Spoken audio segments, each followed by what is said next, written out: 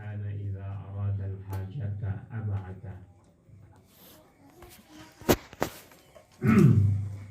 Bab menerangkan tentang lib'atu inda iradatil hajati, menjauh dari manusia ketika ingin qabil hajah. Menjauh dari manusia ketika ingin qabil hajah. Ini apabila tidak ada tempat khusus. Namun apabila ada tempat khusus, maka di tempat itulah. Cuma nanti kata kita nanti punya pesantren, dikata ditakdirkan Allah, kita bikin satu lingkungan ma'had yang khalaknya, yakni tempat qabil hajatnya agak jauh, agak di pinggir. Ini kan dekat begini. Ya, tapi kita tidak bisa protes karena bukan punya kita. Untung dikasih tempat begini ini, pinjam. Wa bihi ilaihi qala akhbarana Amr bin Ali. Ada banyak faidah kenapa harus jauh. Pertama, ikut sunnah Rasulullah SAW. Yang kedua, agar tidak menyakiti orang lain. Ini yang paling penting. Kenapa? Karena tentu ini namanya kotoran, tidak harum. Namanya kotoran itu tidak harum. Siapapun, kecuali Nabi Muhammad itu yang harum. Ya, punya kita kebalikannya. Tentu ketika dekat dengan manusia, maka manusia menjadi tersiksa karena baunya, Masya Allah, dan yang lain-lain. Nah, yang kedua, agar orang juga tidak geli dengar suaranya, karena kadang-kadang ada yang suaranya tidak seperti biasanya karena sakit perut dan semacamnya. Betul tidak?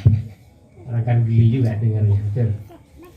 Nah, ini faidah-faidah dan banyak yang lain kenapa dianjurkan untuk menjauh.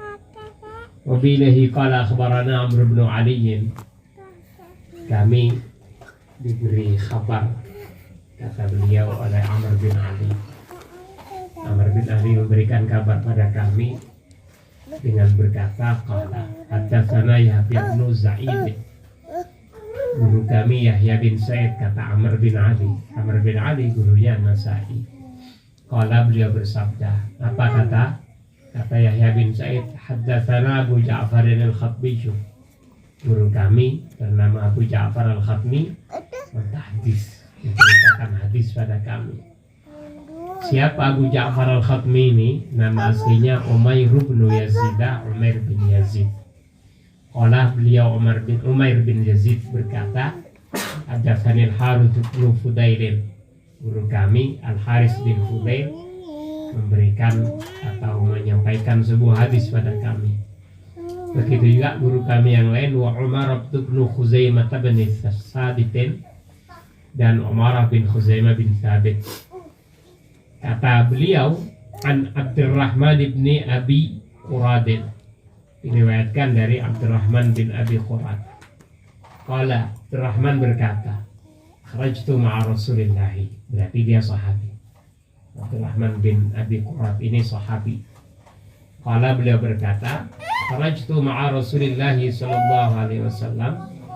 Aku pernah keluar bersama Rasulullah sallallahu alaihi wasallam ilal khala'i, menuju khala. Khala ini pada dasarnya adalah tempat sepi atau sepi saja. Kemudian akhirnya menjadi identik dengan arti, dengan sebuah konotasi tempat untuk menyepi dalam rangka qabil hajat. Kalau sekarang ya khala itu katakanlah kakus, WC umum dan semacamnya. Itu dia. Wa kana idza arada al-hajata ab'ada, dan memang Rasulullah SAW kalau ingin qabil hajat selalu menjauh. Tentu ada faedah-faedah. Nah, seperti yang disampaikan tadi. Wa billahi qala akhbarana Ali bin Hujr. Kata Imam An-Nasai, guru kami Ali bin Hujr memberikan kabar pada kami, qala, Kemudian Ali bin Hujr berkata, amba'ana Ismailu an Muhammad bin Amrin. Guru kami Ismail memberikan imba, mengabarkan pada kami. Ada beberapa perbedaan, nanti bukan urusan kita sekarang. Ini hanya istilah dalam dirayah, ya, dalam ilmu hadis.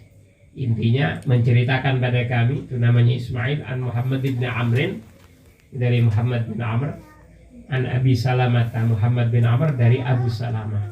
Abu Salamah anil Mughirah bin Syu'bah, dari Al-Mughirah bin Syu'bah. Al-Mughirah berkata, anna Nabiya sallallahu alaihi wasallam. Berarti dia bertemu Rasulullah SAW. Al-Mughirah bin Syu'bah, bahwa Rasulullah sallallahu alaihi wasallam kana idza dhahabal madhhaba. Beliau ketika pergi ke tempat madhab, ini makna aslinya adalah tempat berjalan, tapi kemudian identik punya makna tertentu, artinya adalah tempat untuk qadil hajat. Karena idza dhahabal madhhaba, yang menunjukkan kepada kita bahwa madhab itu bermakna tempat qadil hajat adalah kata selanjutnya ini. Sebagai jawab dari idza, ab'ada, beliau menjauh.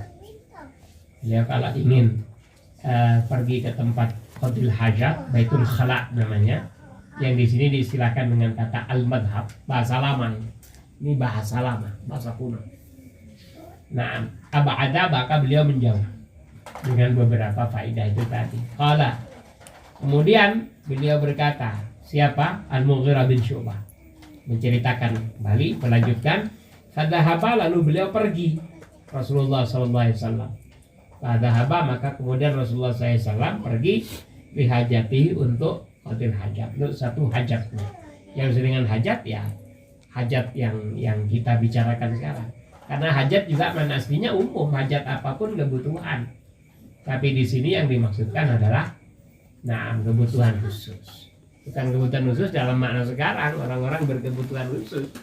Karena kalau begini kita semua berkebutuhan khusus kalau gitu. Siapa yang tidak berkebutuhan khusus kalau dalam rangka ini?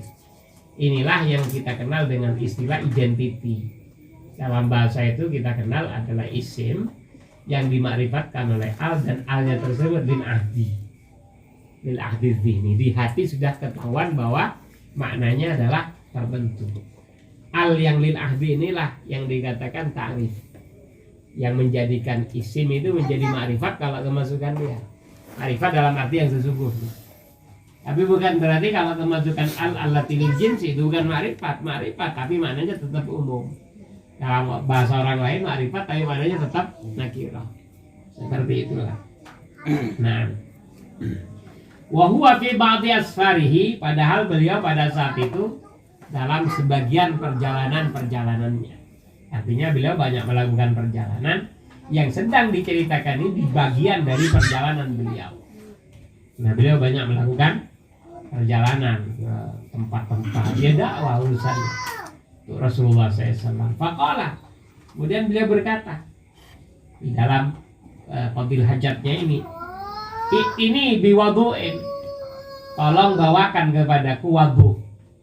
Wadu itu tempat air. Ini sudah jadi bahasa Indonesia, waduk namanya.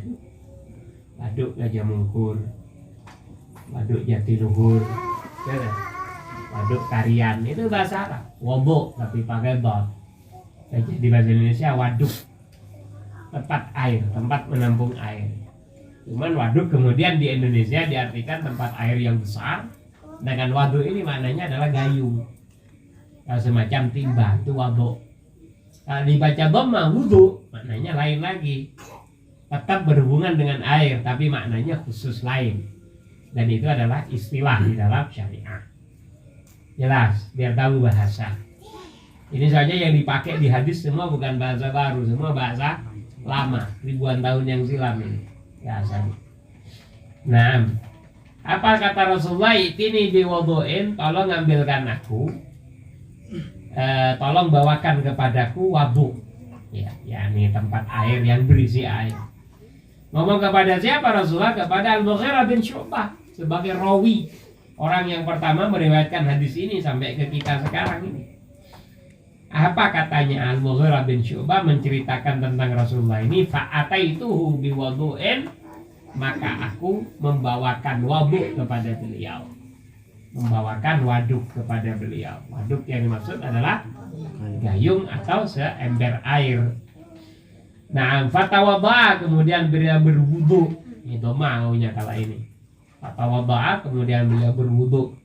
Wa masaha 'alal khuffaini, dan wa masaha 'alal khuffaini, mengusap